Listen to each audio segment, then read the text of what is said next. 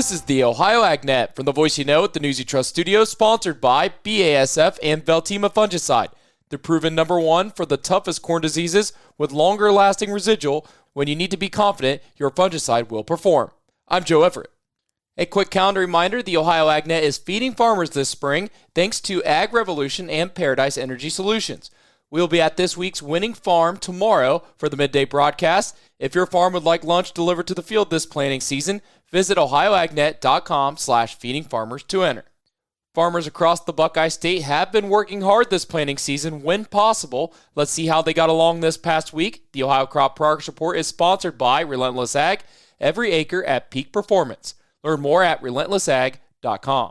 Ohio farmers did their best to keep planters rolling last week, but rain definitely put a damper on the progress in a lot of areas. Even so, planting is still running well ahead of the average across the state. Corn is now 33% planted, jumped ahead nicely from last week, with about 12% already emerged. Soybeans are keeping pace at 30% planted and 10% emerged, both comfortably ahead of the 5-year average. As we look to winter wheat, it is rated at 66% good to excellent, although development is running just slightly behind the normal. Farmers had less than 2 days suitable for field work last week as wet soils continue to slow things down. For now, it's a bit of a hurry-up and wait game between the rain showers. To learn more about the Ohio Crop Progress Report, you can find it today at ohioagnet.com. Now for today's weather, which is brought to you by Seed Consultants. Simply better performance online at seedconsultants.com. Showers around through your Tuesday. I'm Chief Meteorologist Ryan Martin with a look at that Ohio Ag Weather Update. We've got plenty of shower action coming through today. Action started overnight last night in parts of the state, but anybody who hasn't got it yet will get filled in on a precipitation threat through later today, tonight, and early tomorrow. I still think we have a quarter to 3/4 of an inch likely over the entire Buckeye State, maybe an inch in spots. We're going to be seeing some drier air try and come in overnight Wednesday night through Thursday, but that drier air comes with a price, and the price is chill. Cold air is going to take control for Wednesday forward here this week. Temperature moderation happening Friday night into Saturday. In that, we probably see a few hit and miss scattered showers. Then we're dry Saturday afternoon through Sunday midday. Rain's coming back Sunday afternoon into Monday, 1/4 to 1 inch there. Strong thunderstorms are possible. And then next week, not a lot of rain, only one threat at Wednesday, but we are colder yet again. I'm Ryan Martin. Hey, thanks, Ryan. Now we get an update from Brianna Smith. What does it actually take to finish near the top of a yield contest? For one farmer, it's not just one thing, but rather a combination of a lot of little things. Jim Dowk, who farms in Huron and Sandusky counties alongside his son JC, has made a habit of showing up near the top of the standings. In 2025, he finished second in both corn and wheat, with yields over 345 bushels per acre in corn and more than 150 bushels an acre in wheat. Those results come from high management acres where he's paying attention all season long, from how nutrients are applied to protecting plant health to trying new approaches to push yields just a little bit further. Those contest plots may only be a small part of the farm, but that's where the learning happens. I visited with Dowk earlier this year to learn more about what's behind those high yields. You can read the full story online today at ohioagnet.com. Reporting for Ohio's Country Journal and Ohio AgNet, I'm Brianna Smith. Hey, thanks, Brianna, for that update. Now we turn to Dusty Sonnenberg, who gets an update on residuals when it comes to herbicide applications. Joining me today is Alice Harris. She is a technical service representative for BASF. Alice, we want to talk about the importance of residuals when it comes to herbicide application. So there's a lot of benefits to using your residual in your pre. One of the main things is it's going to help control that unemerged weed, which is the easiest stage for herbicides to get good weed control. So we want to make sure we have it out early. Not only that, we get the good activation, and if you're using strong residuals like Zidua and Certain, you're going to get longer lasting control that's going to pull you later into the season. When we think about how guys are shifting some of their planting practices, we're going earlier and earlier, but that doesn't change when the weeds are coming out. So we want to make sure we get a good residual that's going to last us several weeks at least to help us get to that post-application where we layer another one in to help us carry to canopy and we get good protection season long. Again, my guest today is Alice Harris. She is a technical service representative with BASF, talking about the importance of residuals in our weed control program. Reporting for the Ohio AgNet, I'm Dusty Sonnenberg. Hey, thanks, Dusty.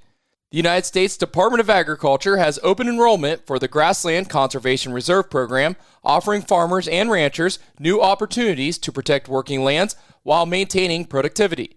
The sign-up period runs May 4th through May 29th and is administered by the Farm Service Agency. Grassland CRP allows producers to conserve grasslands while continuing grazing and haying, providing both environmental and economic benefits.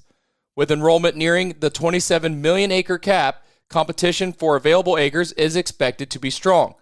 Grassland CRP is designed to strike a balance between the importance of continued agriculture productivity and prioritizing the stewardship of America's significant grasslands, said Bill Beam, FSA Administrator. Supporters say the program benefits U.S. farmers and ranchers by offering financial incentives, improving soil health, and enhancing wildlife habitat, all while keeping land in production and strengthening long-term farm sustainability. Stay tuned. We'll be back with more as the Ohio AgNet continues. Hi, I'm Tyler Miller, a soybean farmer from Crawford County. When I grow soybeans, I'm not just raising a crop, I'm creating fuel at home. Biodiesel adds nearly $2 to our bushel price and strengthens our energy independence. If you're not using biodiesel on your farm, now's the time. If you're not sure how to get it, ask your local fuel supplier. Ready to turn last year's crop into this year's fuel? Learn more at soyohio.org. This message is brought to you by Ohio soybean farmers and their checkoff. Looking for heavy equipment but don't know where to buy? Purple Wave Auction has you covered. Always online and always no reserve. It's your destination for construction or ag equipment ready to work. We even sell semis, trailers, and fleet equipment for your operation. Best part? It's free to join. Head to purplewave.com. That's purplewave.com. Sign up for a free account and start bidding today. Purple Wave Auction, the easiest and most straightforward way to buy and sell equipment. Welcome back on the Ohio AgNet. I'm Joe Everett. Now we check in with Ty Higgins for an update on spring tillage and early season corn disease in today's featured audio. As farmers get into the field this spring, tillage decisions can play a big role in how fields are set up for the season. One of the factors that often gets overlooked is how those decisions can influence early season disease risk in corn. Here to share his advice on the matter is Channel Seed technical agronomist Corey Prosser. Corey, always great to see you. Welcome in. Good to see you, Ty. Let's start with big picture here. How does tillage influence early season disease risk in corn? Well, obviously, tillage can reduce your pressure of disease, whether it be in corn or soybeans. Typically, when you reduce that fodder or, that trash basically that's on the surface, it'll help reduce a host for a disease, a fungal bacteria, whatever that would be, that could have a higher impact for you to have early season diseases. Also, it can kind of help get that soil warmed up quicker, allow that soil to dry out, which typically waterlogged soils, you have more disease issues with early season. As farmers make those spring tillage decisions, how do those choices affect field conditions here early in the season? Yeah, so as they make those decisions to get out there and do some spring tillage, which you see a lot of guys doing, you really got to think about the soil conditions as far as the moisture goes. A lot of times, when you do those tillage applications, if you're trying to reduce fodder, give yourself a cleaner seed bed, you got to take in consideration, like I said, the soil moisture, because you can actually dry it out a little bit quicker and cause some uneven emergence. But then also you can cause some compaction issues that you can see with root development in the corn that you're going to follow throughout the season. Are there trade-offs with any tillage system? How should farmers think about balancing tillage with long-term soil health? Soil health and tillage typically don't go hand in hand together. Sometimes, you got the guys, it seems like they can be on one extreme that do cover crops every year, no-till for a long time. I've worked with a lot of those growers. Also worked with guys that, they're chisel plowing every year. They're deep ripping every couple of years, a lot of tillage. So a lot of it, you got to really take into consideration the soil health, because the more tillage you do, you're going to damage that soil structure, which obviously impacts your organic matter, your nutrient holding capacity, and just the overall tilth of that soil. If you break it up too much, it's not going to be able to hold the water. So, we go through a dry spell, you're going to suffer a little bit more than if your soil's in a little bit better health. I know we're kind of all over the board as far as planting progress across the Buckeye State, but let's say crops are in the ground, starting to grow. What are some of the early signs farmers should watch for that might point to disease or stress in those cornfields?